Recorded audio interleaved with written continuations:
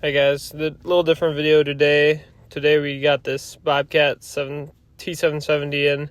It's a 2020.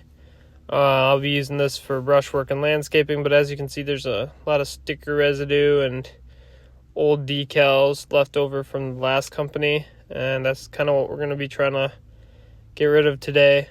This machine hasn't been cleaned very well recently. So I'm going to be using the very coarse polisher pad to get all this residue off. And as you can see here, I did one section already and it came out looking great. Very, very shiny, very reflective. And best thing is you can't see any of that old residue. I'm going to wipe this down quick and show you kind of what it looks like when it's all done. And then we'll go hit the back and the other side. Yeah, as you can see, it looks very clean. We'll get started here and show you how I do this. Get a little bit of the polishing compound on there, kind of spread it out, and then we're just going to go back and forth with the polisher, and you'll see right away that the lettering and the residue starts coming off very quickly. It will require a little elbow grease. It's not the easiest thing to do, as you kind of got to apply pressure, but it does work very well. I find that it works better than using just lacquer thinner and a towel. As you can see, got that section wrapped up. There is unfortunately some scratches and little paint imperfections here and there, which we can hit with some touch up too.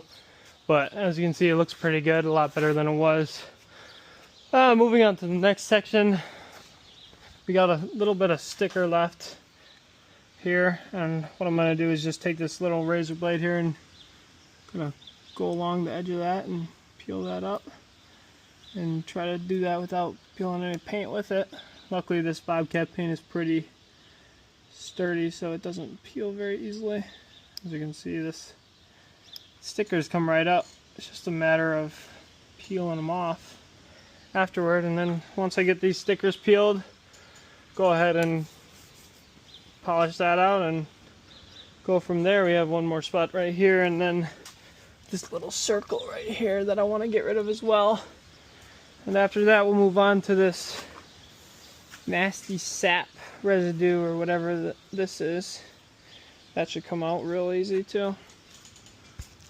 Alright, one problem I ran into before getting this done is just this sheer amount of grease on this thing, and it being everywhere. As you can see, it kind of, obviously you grease these points and then it gets out of control sometimes, it gets over greased, whatever. So I've done a lot of work cleaning out all this grease that was on all this, and basically all I'm using is some lacquer thinner on a microfiber cloth here. And as you can see here, we got another spot, and watch as this just takes it right off. And you're gonna go through a couple rags obviously, but I find the microfiber cloth works a lot better than any paper cloth, as you can apply a lot more pressure without it ripping or getting too wet, whatnot. And as you can see, that looks pretty damn good there. And grease is a good thing obviously, but it gets to a point where it's just a lot. And some of these machines, they don't get cleaned much, obviously. They just work. So it really builds up after a while. And that's obviously what happened on this machine, which is fine, but I like to start fresh and get it cleaned up before I start using it too much. So that's what I'm doing here today, getting all this paint cleaned up. Gonna do a full service on the engine this weekend, get all that set, and yeah, go from there. As you can see, that works just a treat. That paint looks gorgeous under there. I'll continue to do that around certain spots. Like I said, you're going to go through a few rags, otherwise just start spreading grease at that certain point. But yeah, does a good job. As you can see, wrap that up. There is some little bits here and there left that'll come right off with the lacquer thinner. I also did this little section here, did some work on this section down here. little touch-ups here and there that will be made, but otherwise, yeah, this is just mud, but otherwise it's looking pretty sweet. Much cleaner than it was originally. Thinking now I'm gonna go ahead and get this done. I guess I can walk you through it here. My first step is gonna be to wipe it all down so there's no contaminants that mess up in paint or anything when I'm buffing, obviously.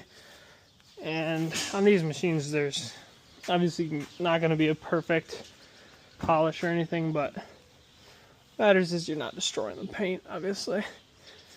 Up here, we're also going to wipe down because I'm going to also do this section. Although it's not looking too bad here, but we'll just hit it with a once over.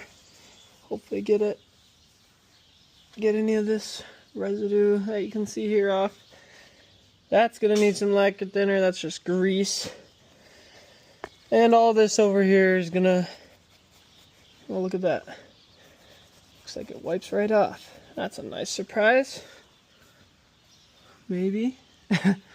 Anyway, we're gonna just, yeah, clean all this up and hit it with the polisher. We'll give it a once over and see how it looks afterwards.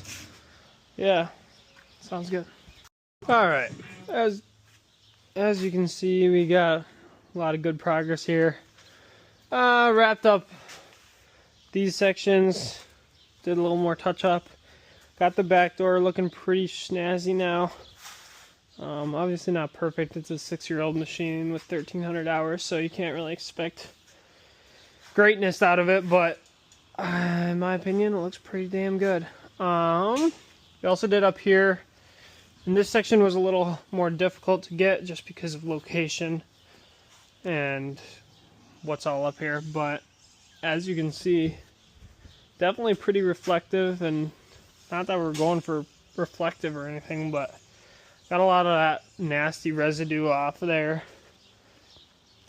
and it looks pretty dang good for, like I said, a 6-year-old machine with 1,300 hours. So next I'm going to be working on just getting a lot of this grease off. Up here we got some grease down in here.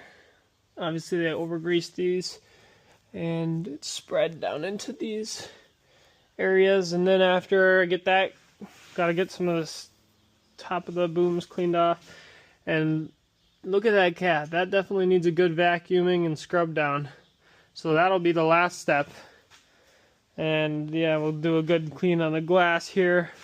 Obviously it's kind of important to be able to see where you're going. Yeah, but we're gonna keep plugging away at the grease.